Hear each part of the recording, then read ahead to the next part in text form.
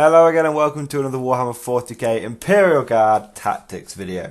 So today's video we will be continuing our basic weapon tactics series. This is where I go through each of the weapons available to the Imperial Guard and go through what's good about them, what's bad about them, and where you want to be using them in your army. So we've already covered what I like to call the budget weapon systems, which were the sniper rifles, grenade launchers, and the flamers. The budget weapon systems are essentially ones that are cheap and cheerful. They're not wonder weapons, but they do alright, and they can also be very cool and very fluffy. I'm now going to move on to the first of the what I call sort of the elite weapons, or just in general the better weapons available to the Imperial Guard. And we're going to be talking today about plasma. Now, plasma weapons in general are the big winners of 8th edition. Generally speaking, you want to be spamming almost as much plasma as possible as you can get your hands on. That's, plasma pistols, plasma guns, plasma cannons, executioner plasma guns, plasma cannons are ones on the tanks. Generally plasma is very good. Now obviously you can, plasma has its weaknesses. It's not like if you only take plasma you'll be fine, but you want to take a good healthy amount of plasma weaponry in your army, and the number one source of plasma in your army is probably going to be the good old fashioned plasma gun. Now the plasma gun, what is it essentially? Well, it has two firing modes. You have standard and you have overcharged. So the standard firing mode is a 24-inch range, rapid fire 1, so within 12 inches you get 2 shots, strength 7, AP -3, damage 1 weapon. The overcharged version, so that alone is pretty good. The overcharged version is 24-inch range, rapid fire 1, strength 8, AP -3, damage 2.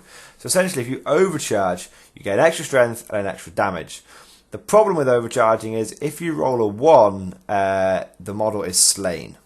So it doesn't matter if your model's got 1 wound or if he's got 10 wounds. If you roll a 1, he is slain, he dies. So that's the big risk with the overcharge. You get the increased strength, you get the increased damage, but you have that risk of overcharging and killing yourself. Now, it should be mentioned now that the reason the plasma gun is a bit of it's sort of on the fence between whether it is a elite weapon and whether it is a budget weapon. The reason we say this is because it costs 2 different amounts depending on if you're taking it on a ballistic skill 4+ model or a ballistic skill 3+ model. And you were seeing the similar thing with the melter gun in the next tactics video. Essentially, if you pay for a plasma gun and you put it on a ballistic skill 4+ model, which is essentially, if you put it in an infantry squad, it only costs 7 points. That's the same as a flamethrower. It's an absolute steal. It's an absolutely amazing deal. On my Steel Legion, I take 6 squads with plasma guns. I don't even hesitate. In total, in my army, if I need to just go for as much plasma as possible, I can rock a cool 10 plasma guns. And I have bits and bobs. If I need to, I could convert and model up. I could probably get up to about 15 plasma guns if I absolutely had to. So, and it's cheap. You take 10 plasma guns in your army, that's only 70 points. If it's on regular guardsmen. Now, if you put it on a ballistic skill 3+ model, it jumps up from 7 points to 13 points per model. Now, we mentioned this in the grenade launcher video. And generally speaking, you want to be keeping your plasma on your regular infantry squads. The traditional place for these elite weapons was in veteran squads. Now the thing is,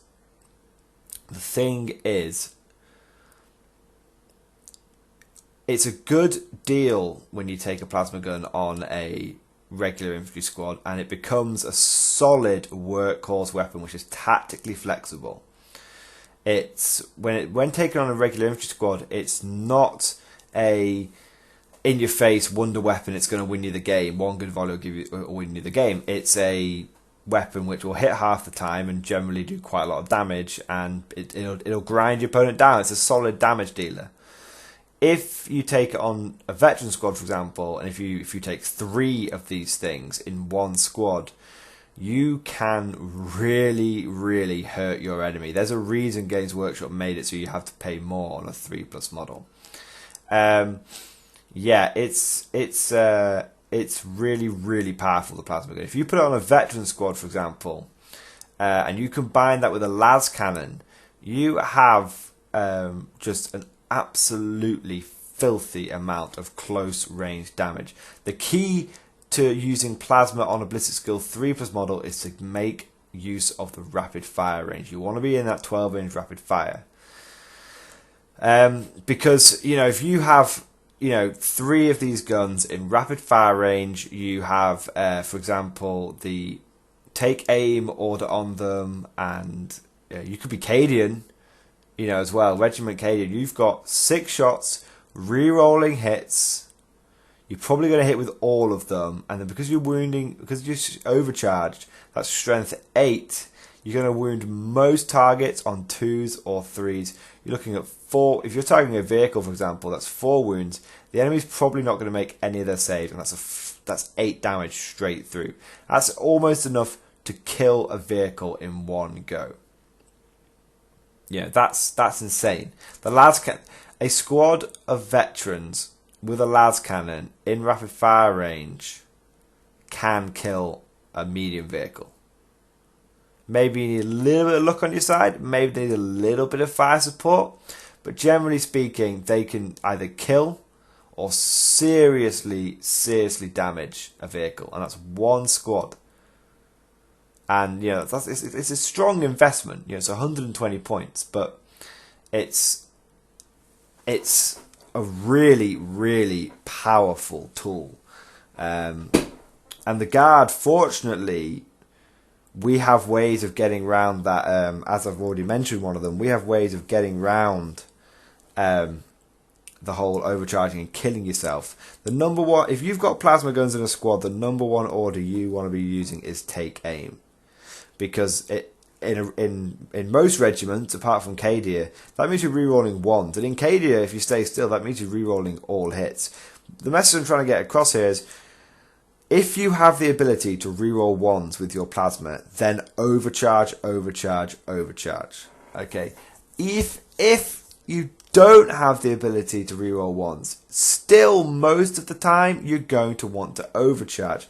The difference between the strength 8 and the strength 7 is massive. It means you're wounding most vehicles on 3s instead of 4s, and it means you're wounding most infantry on 2s instead of 3s. It just ups your damage out by 16%.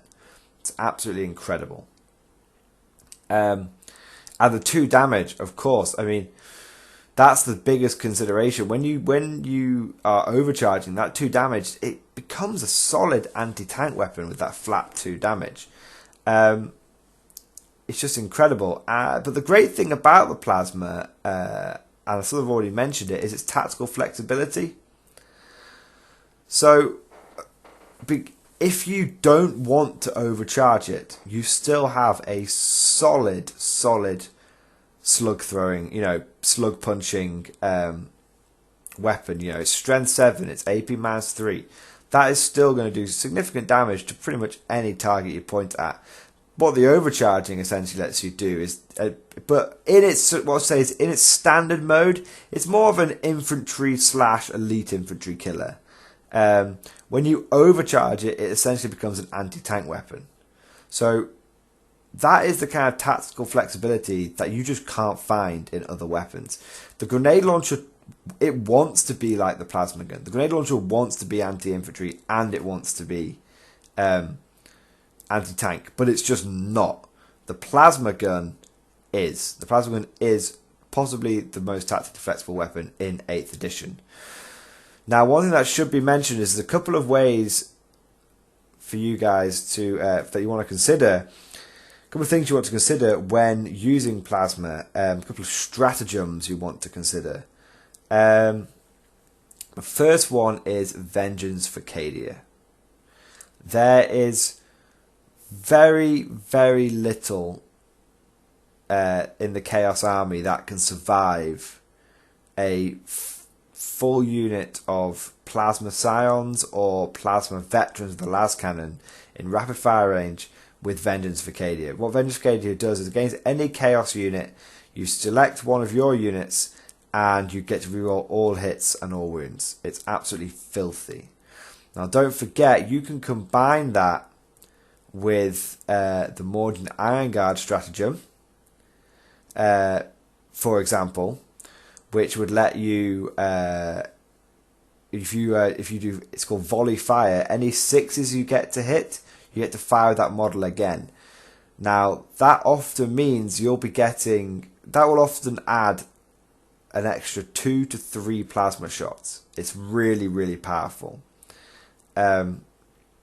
Also, don't forget about, if you really, really, really want to lay the hurt on, let's say, you know, some Chaos Space Marines, maybe you've got some Khorne Berserkers rampaging through your lines.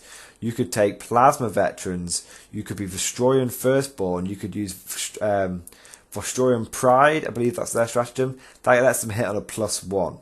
That would essentially mean you are re-rolling, hitting on 2s, re-rolling to hit, wounding on 2s, re-rolling to wound. So what you've got to take, the message I'm trying to get across here is there's a lot of stratagems and orders that you can use to take Plasma to the next level. Plasma is already absolutely fantastic, but it becomes game-breakingly awesome when you combine it with some stratagems. It's really, really powerful. Cadians love Plasma, because naturally, if they just stay still, they get to reroll ones to hit. So you could then use an order, I think it's Bring It Down, to reroll ones to wound, or whichever one it lets you reroll ones to wound in general. You've got, by standing still, you've got a unit there which is rerolling ones to hit, rerolling ones to wound, Plasma for days. That's the message I'm trying to get across. So, yeah, Plasma is really, really good. I've talked about its intended battlefield role. I've talked about everything here. Just to summarise, so Plasma, it's a powerful weapon. It can be brought very cheaply to the Imperial Guard army if you put it in your regular infantry squads. It is tactically flexible because it can be an anti-infantry weapon or an anti-tank weapon. With the rapid fire range, it has the ability to be anti-infantry because it's firing 2 shots. That's pretty good. That's as much as an autocannon. So it's tactically flexible. It can be brought very cheaply. It can be made absolutely insanely powerful, and generally speaking, it's the #1 weapon you want to run. Now, 2 things that need to be considered before you all go out there and buy hundreds of plasma guns is, 1, it's relatively expensive to get your hands on the models for Plasma. Okay, you get 1 in the command squad box. You get 1 Plasma, 1 Melter, and a bunch of other special weapons. So you get 1 there. You can buy individual Steel Legion Plasma guns for about £6, £7, or you can buy the Cadian assault weapons where you get a Melter gun and a Plasma gun. That's for about £8. Now, if you happen to love the Talon Desert Raider models, you can buy the Talon Desert Raider infantry, and they come with a plasma gun and a plasma pistol and a missile launcher, which, to be honest, there's a reason they charge £25 for that box. It's not because of the metal models, because Armageddon Steel Legion are only £20. The reason is because it's a really good deal getting a plasma pistol and a plasma gun and a missile launcher. So, yeah, what weapons does the plasma gun pair well with? Apart from the mortar, any. It goes well with the heavy bolter because the heavy bolter is a fantastic heavy weapon. If you're firing the plasma gun on strength 7, that plus heavy bolter, that's plenty of anti-infantry. It goes well with the autocannon because they're both potentially strength 7. It goes well with missile launch because they're both potentially strength 8, and it goes well with the las cannon because they're both AP -3. So it is, like I said, it's an absolutely fantastic flexible weapon. So like I said, the first thing you have to consider is it's not easy to get your hands on them. You can buy, if you're willing to do some converting, you can, if you if you go on Games Workshop website and search for Space Marine plasma guns, you can buy 5 Space Marine plasma guns for £6, which is a very, very good deal. But you will obviously, they don't come with any men, they just come with the plasma guns, so you'd have to do some converting. Second thing to consider, and this is really important, is Games Workshop likes to make certain weapons really powerful in cycles. So back in 5th edition, it was all about the melter. Then in 6th and 7th edition, it was all about the grav guns. And now it's all about the plasma. And it comes in cycles. I guarantee next edition, it'll be back to melter or it'll be back to grav, and plasma will have, lost its way. So if you're just starting out, don't just build plasma. It's good to have that flexibility. I would say have a nice strong core of plasma if you can get your hands on it. But, grenade launchers, they'll do. Melter guns, you want them as well. Nothing like a D6 damage. And, you want flamers. Mass flamers can be quite good as well. So yeah, that's plasma in a nutshell, basically. The last thing to consider is if you're going for a fluffy army, plasma guns in the fluff are very rare. So in fluff wise, it's quite unusual to have an army that's pure plasma. Okay, plasma guns would normally be reserved for more specialized troops. However, those are 3 sort of minor considerations. It's a bit more expensive to get plasma guns, but there are ways around it to get it cheaper. And obviously the fluff is not a huge problem either. It's just sort of 3 minor reasons. Minor disadvantages of the plasma, and none of them are gameplay wise. So yeah, I hope you guys enjoyed this video. I hope it's given you guys some sort of thoughts on plasma. Most of the experienced players out there already know that plasma's, it's shit hot this edition. But for newer players out there that maybe didn't quite appreciate it, if you're just starting out, go with grenade launchers. They're absolutely fine, and flamers. They're absolutely fine for starter weapons. But you really, when you want to make your list more competitive, when you want your list to be getting up there in the big leagues, maybe you want to go to some local tournaments or leagues and stuff, you really want to start recruiting some plasma gunners into your army, because they will pay off. Once you go plasma, the grenade launchers in your list will rapidly drop off. I only really bring grenade launchers now for fluff reasons. I don't think they're particularly powerful. So, I take plasma over grenade launchers because there's only a 2-point difference on the plasma gun to the grenade launcher. So, I hope you guys enjoyed this video. I hope you found it useful, and I'll see you guys next time.